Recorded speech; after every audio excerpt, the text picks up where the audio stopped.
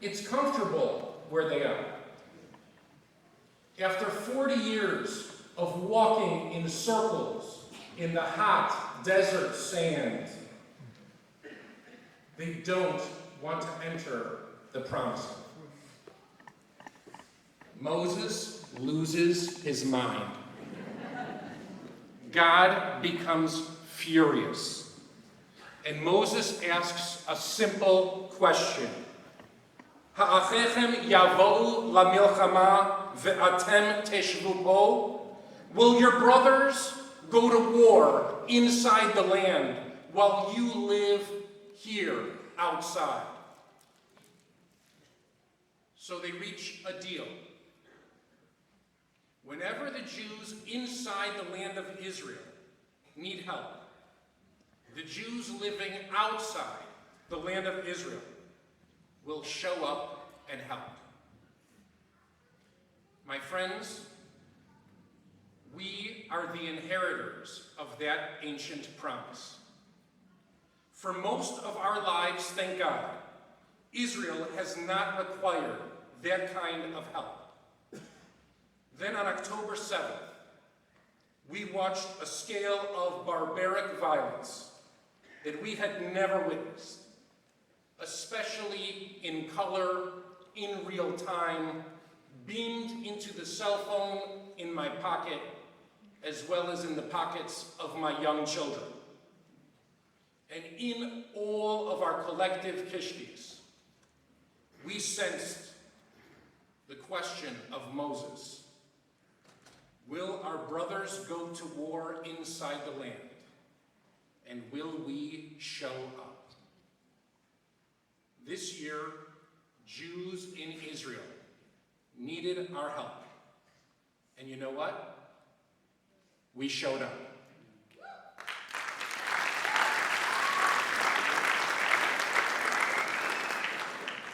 We contributed money. We sent clothing. Many of us traveled there and volunteered ourselves on the front lines. We made good on our ancient promise. Now, as the war continues, as diplomatic negotiations continue, as the groundswell of anti-Israelism and anti-Semitism builds around us, how do we continue to support? We do what we always do. We look to the texts of our ancient tradition. Israel's Declaration of Independence doesn't only represent for us the establishment of a modern Jewish commonwealth. It's not merely a bureaucratic memo. It is the newest addition to our canon of holy documents. To prove the point, the Declaration was inscribed on parchment, like our sanctified scrolls in the ark behind me. For this reason, in Hebrew, we call it Megillat HaAtzmaut, our Megillah, our scroll of independence.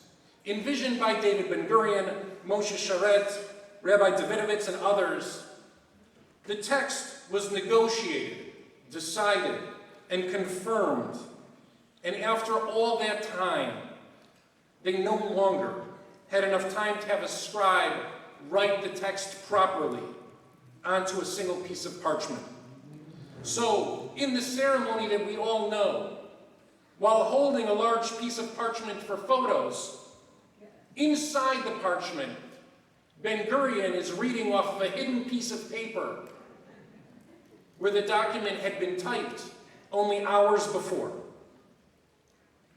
Why was it so important for Israel's Declaration of Independence to be written on parchment in our scribal tradition? The founders knew that it should be treated as a holy document, not only holy for Israelis. Like the Torah itself, the Declaration of Independence was intended to carry sanctity for the entire Jewish people. It was intended for it to be viewed as holy by us. It calls on us, inside the land and outside the land, to transition from objects in history acted upon to become actors in history with strength and conviction. It demands us to recognize our ancestral ties to that land and Israel's role in our promising Jewish future of tomorrow. It offers us a new commandment. The commandment of the Declaration is, "You shall be strong." Zionism offers us a modern philosophy for Jews to find strength in ourselves, to rely on ourselves, to support one another. Israel teaches us how to respond to crisis. Israel is by no means perfect. Anybody can recognize that. Yet after thousands of years of Jews running away, we now run toward the fight. Israel has reinvented the Jewish spirit to now include strength. This year, Israel has felt wobbly at times, oscillating between fragility and strength. So many from all over the world have stepped forward to fortify it.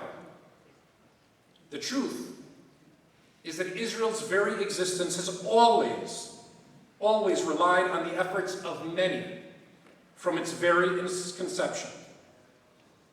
The responsibility of bringing the negotiated final wording of the Declaration of Independence to Independence Hall belonged to one of our founding fathers, Zev Sheriff. Sheriff and his secretary, Dorit Rosen, carried the paper out of their office into the streets of Tel Aviv on Friday, May 14, 1948. They looked for a taxi.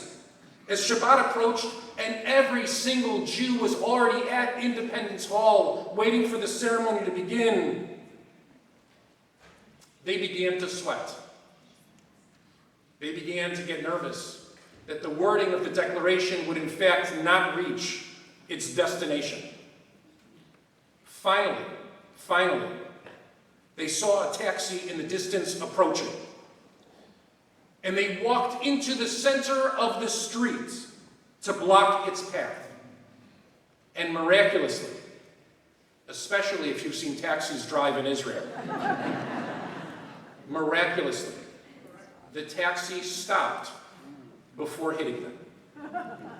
The driver looked angry, annoyed, nervous. They jumped into the back seat and informed the driver, "Today is your lucky day. You're driving the Declaration to Independence Hall." The driver, who was a newly arrived Jewish immigrant, turned around and let out a sigh of relief. "Thank goodness," he replied. "I thought you stopped me because you knew that I didn't yet have a driver's license."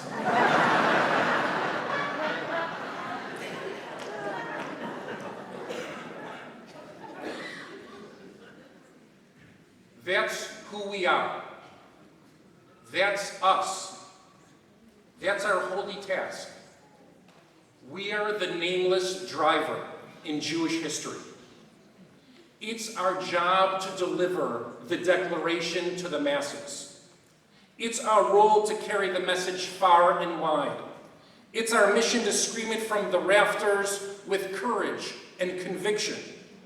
When our children have to face anti-Semitism at high school sporting events and on college campuses, what symbol do they use to embody a message of pride and strength? They grab onto the Israeli flag. They drape it over their shoulders. They paint the Star of David with 2 lines on their cheeks. They step into the cosmic cab and take the wheel. And they deliver the simplest of declarations again and again and again. Whether we live inside the land or outside the land, we need drivers to convey the message of strength and pride, Zionism and Judaism. Each year we set this day aside to celebrate our modern declaration. We're in charge of our own state.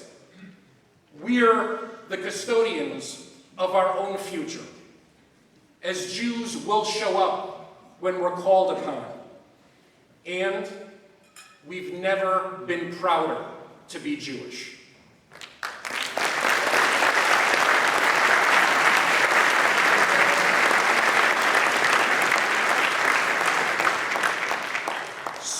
the message of the Declaration throughout the world as an expression of Jewish strength and support, pride and pleasure. By doing so, we fulfill our ancient promise to Moses. We fulfill our ancient commitment to one another. Israel will never be alone as long as we've got the wheel. Now it's up to us to never let go. Happy birthday, Israel. Yom Huledet Sameach. We love you.